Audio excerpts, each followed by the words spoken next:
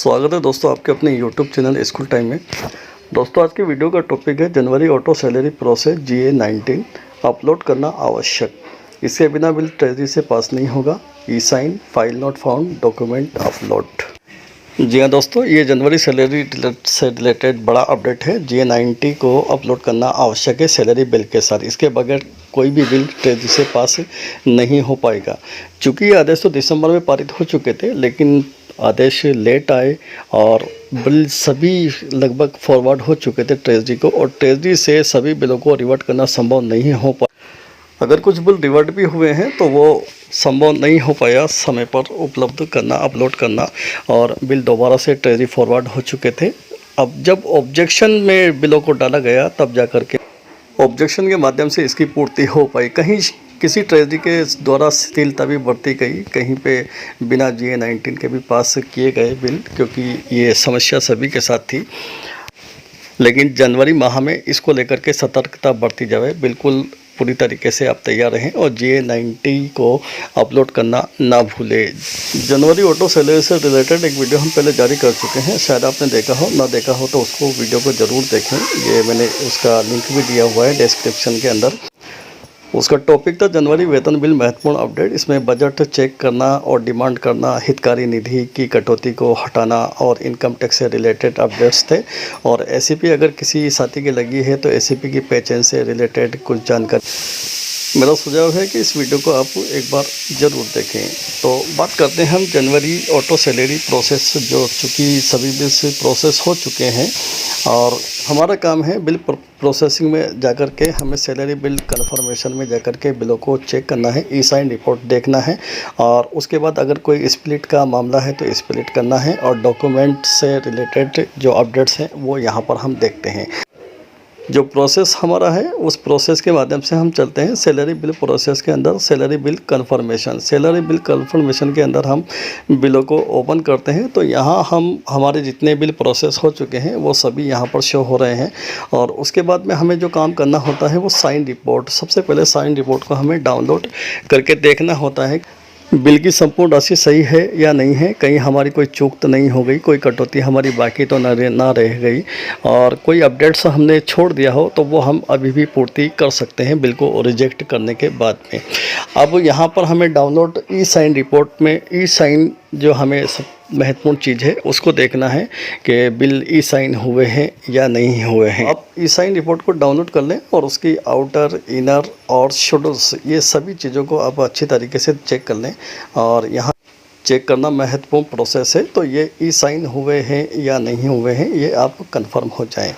अब बहुत सी समस्या ये आती है कि यहाँ पे हम डाउनलोड करते हैं तो फाइल नॉट फाउंड हमें बताता है। जब साथी फाइल नॉट फाउंड देखते हैं तो बहुत से साथी क्या करते हैं, बिल को स्प्लिट कर देते हैं।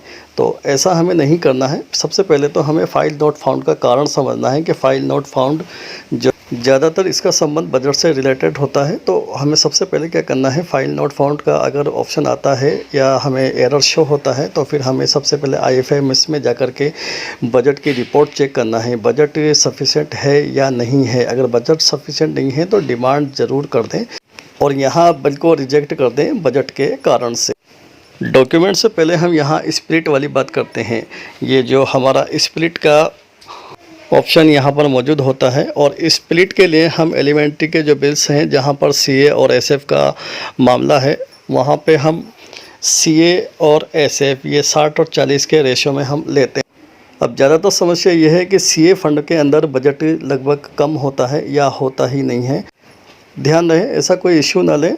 आप हर महीने IFMS की रिपोर्ट निकालें और रिपोर्ट के अनुसार जैसे ही बजट है उसी अनुसार अगर SF में संपूर्ण बजट है तो आप सारी राशि SF के माध्यम से ही उसको बजट को ये बिल पारित करवा सकते हैं, और यहाँ स्प्लिट करने की फिर आपको आवश्यकता नहीं होती। हाँ, अगर आपके पास CA में कुछ बजट पड़ा हुआ है तो आप उस बजट का उपयोग कर सकते हैं। बेहतर है कि अगर ये बजट लैप्स हो जाएगा तो बेहतर यही है कि आप उस बजट का उपयोग कर लें। जितना बजट है उतना आप CA में आप डाल सकते हैं, और बाकी बिल में जितना अमाउंट शेष बचता है वो आप सारा का सारा SF से आप ले सकते हैं। कोई 60-40 का ऐसा कोई मसला नहीं है। अब बात करते हैं हम डॉक्यूमेंट की। डॉक्यूमेंट के लिए मैं पहले बता चुका हूँ, GA90 का अपलोड करना जनवरी माह में अनिवार्य है, इसके बगैर बिल ट्रेजरी से पास नहीं होगा। तो ये महत्वपूर्ण अपडेट है और GA90 को अपलोड करना ये बहुत ज़रूरी है। डॉक्यूमेंट पे मैंने अपलोड किया हुआ है और ये जैसे GA90 का प्रारूप है जिसको मैंने फिलअप करके यहाँ पर अपलोड किया हुआ है। ये GA90 प्रारूप मैं आपके सामने प्रस्तुत कर रहा हूँ। ये इस तरीके से एब्सेंट स्टेटमेंट होता है, अनुपस्थिति विवरण पत्रक। यहाँ पे अनुपस्थित कर्मचारियों का नाम लिखना होता है। बहुत से साथियों ने क्या किया, पिछली बार दिसंबर माह के अंदर सभी कार्मिकों के नाम लिख दिए और वो गलत प्रक्रिया है। यहाँ सिर्फ एब्सेंटीज का नाम लिखना है, जो कार्मिक एब्सेंट है उन्हीं का सिर्फ नाम लिखना है और यहाँ पर उनका वास्तविक वेतन है और जो भी संबंधित विवरणस हैं, जितने भी कॉलम्स हैं, इन कॉलम्स की हमें पूर्ति करनी है। अगर कोई एब्सेंटी है हमारे कार्यालय के अंदर या हमारे विद्यालय के अंदर, अगर कोई एब्सेंटी है या कोई एब्सेंटी का कोई स्थानापन्न अधिकारी है, तो यहाँ पर अगर कोई ऐसा कोई केसेस है तो यहाँ पर हमें उसकी पूर्ति करनी है।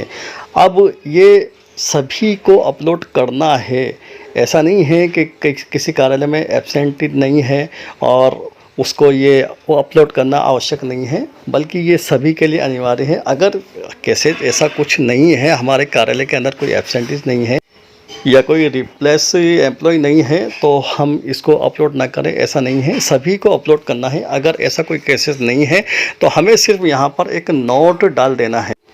ये सर्टिफाइड नोट है, प्रमाणित किया जाता है कि माह जनवरी 2022 में बिलांग के सभी कार्मिक जितने भी एम्प्लॉयज़ हैं उपस्थित हैं एवं कोई भी कार्मिक अनुपस्थित नहीं है। बस DDO को यही सर्टिफाइड करना है कि DDO के द्वारा जारी किया गया सर्टिफिकेट है और DDO की सील लगा दें और उसके बाद साइन कर दें और इसको जो है PDF बना करके डॉक्यूमेंट के माध्यम से इसको अपलोड करना है। अपलोड करने के लिए ऑथोराइजेशन में हमें जाना होता है। यहाँ पर डॉक्यूमेंट अपलोड का ऑप्शन है, वहाँ पर सैलरी सेलेक्ट करें और अपने बिल को सेलेक्ट करें, बिल नंबर सेलेक्ट करें और उसके बाद अपलोड फॉर्म अदर्स में इसको हम सेलेक्टेड डॉक्यूमेंट करते हैं। तो यहाँ पर हमारे सामने ये अदर डॉक्यूमेंट ओपन होता है और यहाँ चूज फाइल का ऑप्शन होता है। यहाँ से हमें अपने डिवाइस के अंदर से फाइल को चूज करना होता है, उसके बाद सबमिट करना होता है। तो जैसे सबमिट करेंगे तो ये हमारे सामने नीचे की तरफ ये डाउनलोड ऑप्शन में उपलब्ध हो जाएगा। तो इस तरह से हमें सभी जितने भी हमारे बिल्स हैं, हमारे कार्यालय से, हमारे विद्यालय से रिलेटेड जितने भी बिल्स हैं, जितने भी ग्रुप्स हैं बिलों के जितने भी हेड्स हैं, सभी में ये डॉक्यूमेंट्स अपलोड करना है GA90 को। इसके बगैर ध्यान रहे, इसके बगैर आपका बिल ट्रेजरी से पास नहीं होगा, बिल ऑब्जेक्शन में आ जाएगा, फिर आपको वही प्रोसेस दोबारा से करनी होगी और आपका जो है सैलरी लेट होगा। उम्मीद है दोस्तों जानकारी पसंद आई होगी। आप लाइक करिए, वीडियो को अपने साथियों के साथ शेयर कीजिए और चैनल को अभी तक सब्सक्राइब ना किए हों तो हमारे चैनल को ज़रूर सब्सक्राइब करें, बेल आइकन को प्रेस करें, हर नोटिफिकेशन आपको तुरंत मिलते हैं एजुकेशन से रिलेटेड सभी महत्वपूर्ण जानकारियों के साथ अगले वीडियो के साथ। धन्यवाद।